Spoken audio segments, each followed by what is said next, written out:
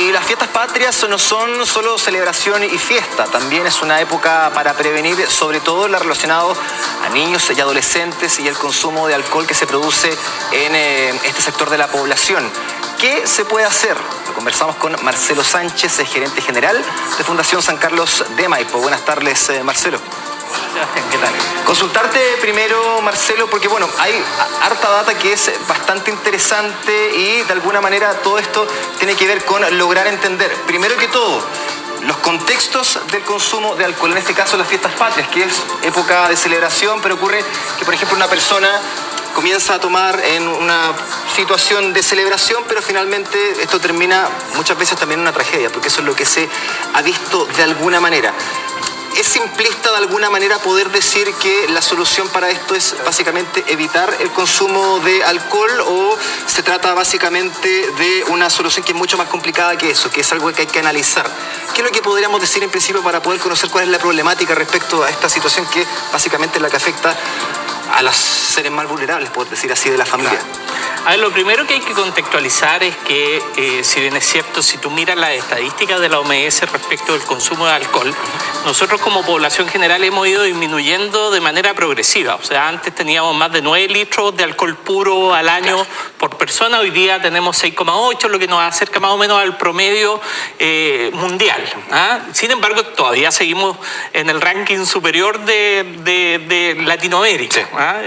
No estamos liderando como era hace algunos años, hoy día ya estamos entre los 3-4 países que tienen mayor consumo per cápita. Claro. Sin embargo, si tú desglosas las cifras, vas a ver que 4 de cada 10 personas, en general bebedores, han sido consumidores regulares de alcohol, sí. Pero si miras los adolescentes te van a encontrar con que esa cifra sube a 6 de cada 10 pasan a ser consumidores regulares de alcohol, y lo que es peor, 1 de cada 4 de ellos terminan emborrachándose, particularmente en situaciones como estas fiestas, lo que los expone mucho más fuertemente a todos los riesgos que están presentes. O sea, si tú miras las estadísticas de percepción respecto del consumo de alcohol y droga, el 65% cree que va a consumir más alcohol durante estas fiestas patrias XL que tenemos. Exacto. Pero cuando tú te refieres a los adolescentes, esa cifra sube a más de un 80%. Ahora, ustedes, como lo dicen básicamente en su fundación, buscan el desarrollo positivo de la infancia.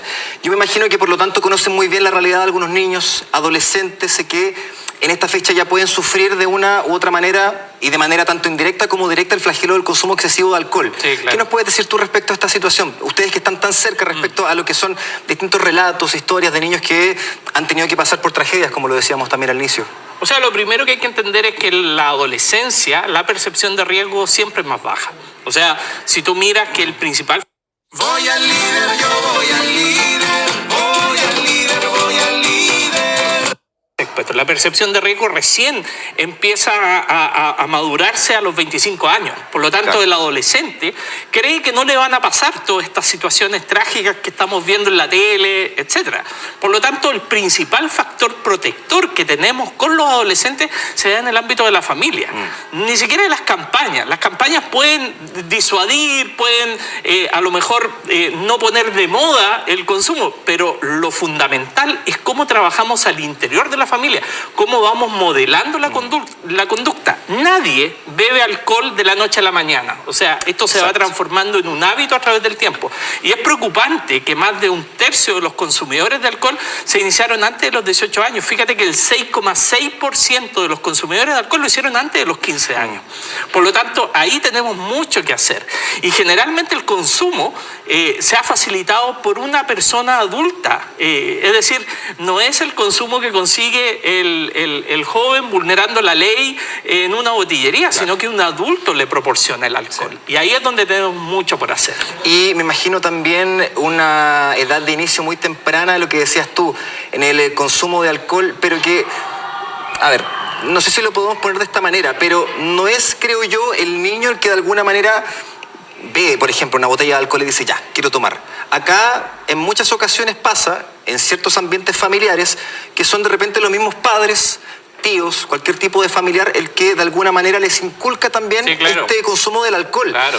Porque acá de alguna manera se ha normalizado también el hecho de que ya cuando el niño cumple una edad predeterminada, 15, 16, 17 años, dice ya está para tomar una copita, ya está para poder probar el alcohol.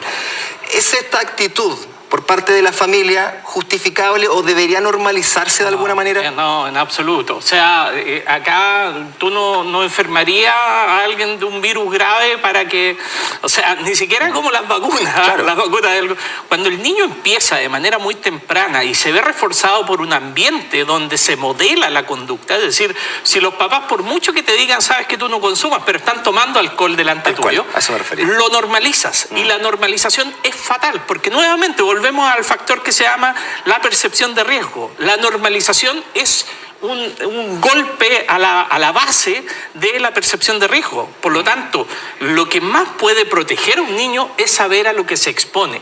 Pero para hacerlo, los papás tienen que fortalecer un vínculo y también tienen que modelar las conductas. Sin vínculo es muy difícil. Los papás pueden conducir ese vínculo antes de los 14 años. Después de los 14 años los niños empiezan a relacionarse con pares y los pares muchas veces tienen conductas de mayor riesgo. Claro. Por lo tanto, tenemos que hacer una prevención temprana. Cuando un papá crea un vínculo positivo, puede comunicarse adecuadamente con los hijos. Un papá tiene que ser capaz de decirle qué es lo que espera de él. O sea, y decirlo con expectativas claras. No podemos ser ambiguos respecto del consumo de alcohol y otras drogas con los niños. Tenemos que decirle cómo nos afecta a nosotros. También tenemos que apelar a su empatía con nosotros. ¿Y qué pasa con un niño que no tiene ese vínculo padre-hijo o madre-hijo? Es muy complejo, es una de las pérdidas de protección más fuertes que hay, precisamente donde pueden haber otros espacios protectores es en la comunidad y en la escuela. Cuando un niño no tiene ese vínculo desarrollado, nosotros esperamos que también nosotros como sociedad seamos capaces de ser súper claros respecto a las expectativas, comunicarle adecuadamente, no juzgarlo. Fíjate que uno de los grandes problemas que tenemos con los adolescentes es que los desacreditamos, no somos capaces de entender que ellos detrás del consumo tienen una realidad y esa realidad hay que saber entenderla y por lo tanto, más que juzgar la conducta, tenemos que decirles lo que nos pasa a nosotros como padres y cuidadores respecto de su conducta. Claro. Nosotros tenemos que ser capaces de mostrarle una ventanita al niño, de que podemos transformarlo, de que esperamos cosas positivas de él, de que las expectativas altas que tenemos de él se pueden cumplir en la medida que vamos postergando el consumo de alcohol. El daño en los niños del consumo de alcohol es tremendo. No solamente un deterioro cognitivo que afecta muy fuertemente, sino que los centros de gratificación de placer cambian y por lo tanto el niño empieza a focalizarse en la satisfacción que le da el alcohol y no en la relación con los pares, no en su inserción en el colegio. Entonces le abre una ventana de oportunidades de vulneración de derechos que es gigantesca. Si nosotros como padres entendemos eso, no podemos tolerar que los niños consuman alcohol, menos en darle a ellos la posibilidad que empiecen a consumir de manera temprana. Marcelo, quería preguntarte respecto a un punto que no deja de ser súper importante. De hecho, hace poco se instalaron lo que se conocen como los puntos morados. Esto es lo que puso el Ministerio de la Mujer y Equidad de Género, que básicamente tiene que ver con una serie de stands que buscan informar a las y los asistentes respecto a lo que son los canales de denuncia, la realidad también de ciertas situaciones, algunas redes de apoyo también a las que la gente, particularmente las mujeres, pueden acudir. Acá yo me imagino que en el momento en que se genera una inestabilidad en la familia a base del alto consumo de alcohol, ciertamente que las situaciones de violencia aumentan de una manera muy notable, ¿no? Totalmente. ¿Qué es lo que se puede hacer ahí y cuáles son las redes de apoyo que tienen los niños? Porque de repente existe algún tipo de información pero que no ha sido canalizada hasta ellos. Totalmente, o sea, y de partida, Sebastián, hay que entender de que hoy día la realidad de la violencia al interior de la familia ha ido creciendo de manera sistemática. Tenemos cerca de 6 de cada 10 niños que han sufrido algún tipo de violencia física o psicológica. Cerca de la mitad ha sufrido agresiones físicas. Muchos de los padres, y eso estamos hablando sin mediar el consumo de alcohol, muchos de los padres consideran que el castigo físico es aleccionador y sirve. Imagínate eso cuando tú lo catalizas con alcohol. Lo único que haces ahí es romper el vínculo que es la herramienta protectora que debe haber. Cuando tú te encuentras frente a esta situación, tienes que recurrir a los elementos protectores que tiene el Estado, pero también la comunidad y también la escuela. La sociedad civil en general es garante de los derechos de la niñez y tenemos que estar preocupados de que las escuelas tengan buenos dispositivos de detección temprana cuando suceden este tipo de situaciones, derivarlo a la oferta pública que requiere un tipo de protección especial, tener acceso a programas preventivos, en especial cuando el niño ha empezado, por ejemplo, a modelar la conducta de sus padres, ya sea con la violencia o con el consumo de alcohol y otras drogas. Todos los elementos que están presentes en el binge drinking, lo que le dicen el emborrachamiento, están asociados a situaciones tan delicadas como la violencia, el querer irse de la casa, el estar desafectado, el romper el vínculo familiar. Es decir, nadie llega a emborracharse si es que antes no tiene en su historia familiar una situación de mal manejo familiar, que tenemos que ser capaces de trabajar con ellos. No basta con la información. La información es útil, pero lo primero es poder trabajar con las familias para que las familias actúen de manera preventiva. El trabajo con las familias se tiene que hacer con evidencia, con resultados. Fíjate que Familias Unidas es un programa mundialmente reconocido por reducir de manera sistemática la probabilidad de que niños y adolescentes consuman alcohol, y trabaja desde tempranamente con los padres y cuidadores para generar mecanismos de comunicación que sean adecuados en los términos de lo que te planteo. Claro. Saber monitorear dónde están los niños, con quiénes están, en qué situación de riesgo se exponen. Preocuparse de no juzgar, sino que promover la empatía, diciéndole, no, tú eres así, sino, mira, yo siento que es lo que me está sucediendo cada vez que sufro o tengo miedo de que te pase algo. Si promovemos la empatía, si fortalecemos el vínculo, si ayudamos en competencias parentales a padres y cuidadores, como lo hacen estos programas como Familia Unida, PMTO, programas que tienen evidencia internacional, vamos a poder reducir de manera sistemática la probabilidad que los niños consuman alcohol y otras drogas. Marcelo,